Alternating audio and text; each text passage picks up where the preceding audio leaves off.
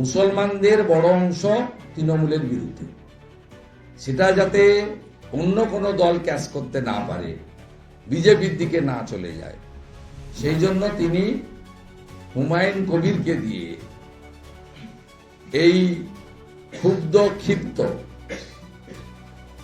প্রতারিত মুসলমানদেরকে তার বিটিমের কাছে রাখলেন।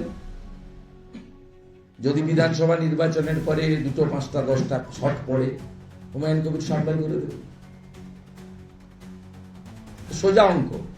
মুসলিমদের একটা বড় অংশ ওবিসি কাস্ট সার্টিফিকেট নিয়ে সরকারের বিরুদ্ধে, মুসলিমদের একটা বড় অংশ ওয়াকফ অ্যামেন্ডমেন্ট বিল নিয়ে মমতা ব্যানার্জি যেদিন বলেছেন দিল্লিতে গিয়ে আন্দোলন করুন, সেই দিন থেকে বিরুদ্ধে।